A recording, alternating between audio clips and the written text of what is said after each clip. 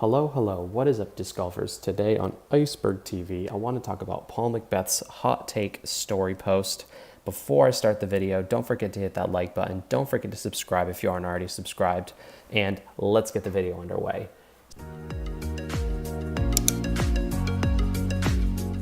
So Paul McBeth posted this in his story. He posted a picture of this really beautiful, picturesque golf fairway.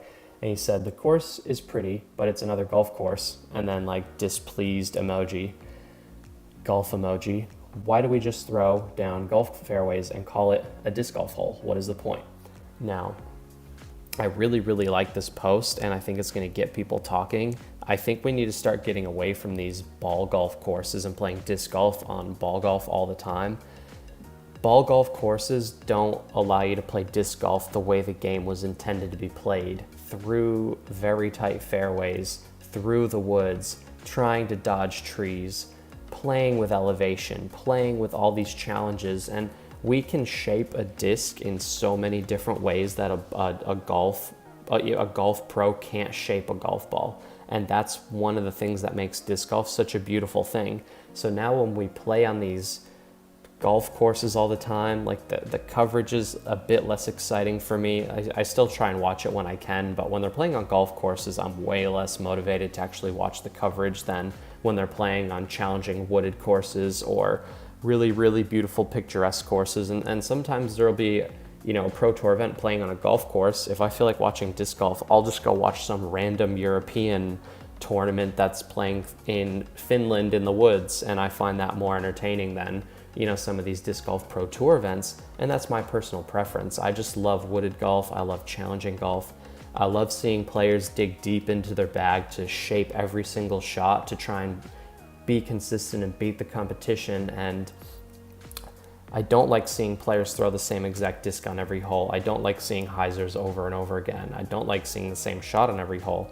I like seeing the players have to dig deep, throw different shots, and I like to see the player that's able to throw every single shot with consistency win the tournament, not just the player who's throwing hyzers well that day and putting well that day.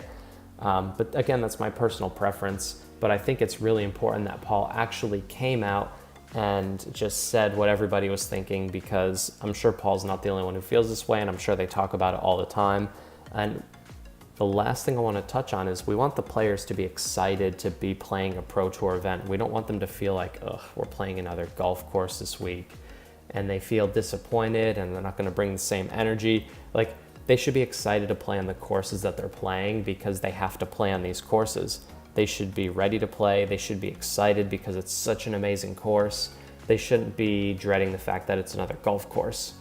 Now, leave in the comment section, what do you think? Do you like ball golf courses for disc golf, or do you think they should be in the woods more often than not?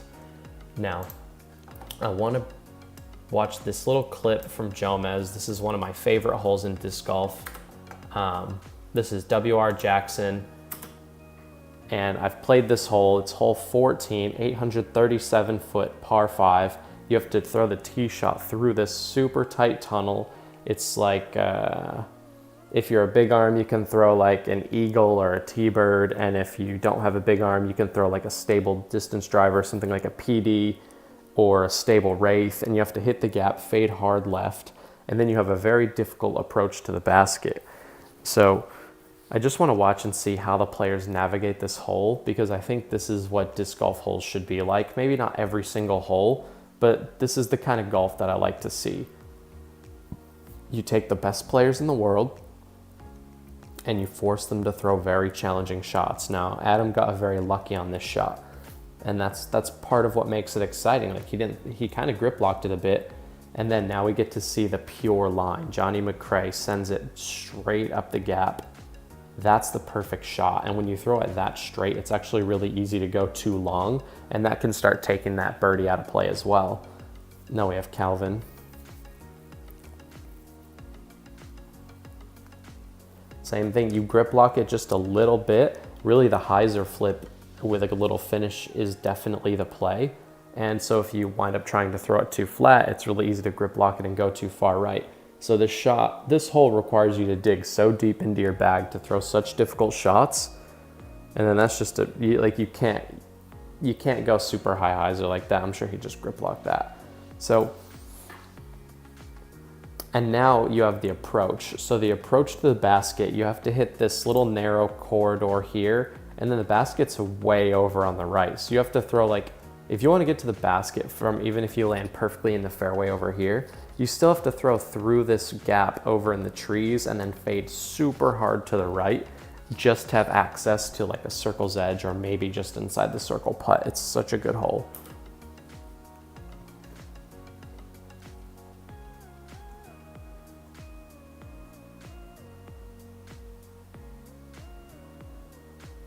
Oh my God, the tree kick of a lifetime.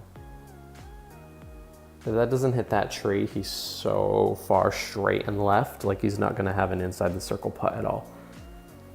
So Adam got doubly lucky on this hole. Any course that forces James Conrad to throw flex forehand is a good course.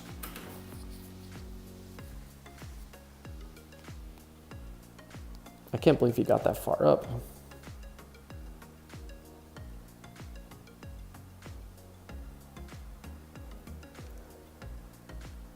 And that miss is so easy to do, wind up going too straight and hitting those trees. Even if his disc doesn't hit the trees, he's super far long and maybe even super far right.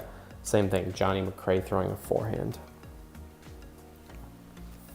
Any course that forces Conrad and Johnny to throw flex forehands, good course.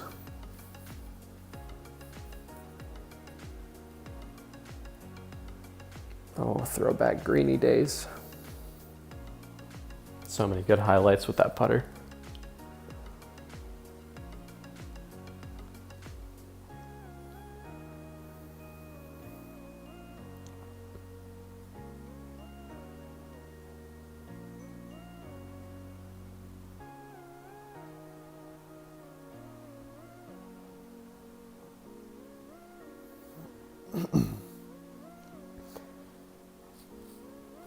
Great birdie for Johnny.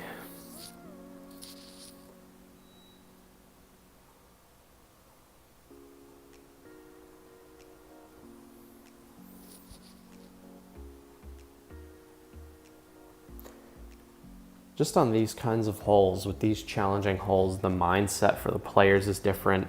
The vibe to the gallery is different. Like, it's so much more intense and serious, and there's so much more riding on each and every putt, because if you're not putting well, you're not going to get your birdies. And a lot of these golf courses just kind of take that away from the game. Like, each and every putt matters on these challenging holes, and I just love this style of golf.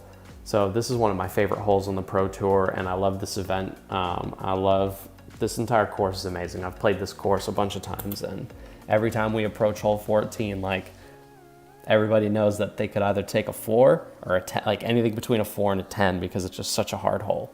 So leave in the comment section down below, what's your favorite hole? Go check out Jomez and subscribe. I'm sure if you're subscribed to this channel, you've already seen them already anyway, but if you're not, go subscribe to Jomez and go follow Paul on Instagram. I just wanted to talk about his post. I think it was a really good way for him to bring up the topic, and I'm hoping with this video we can get people talking about it a little more. If you haven't already, hit the like button. Don't forget to subscribe. This is Iceberg TV, and take care.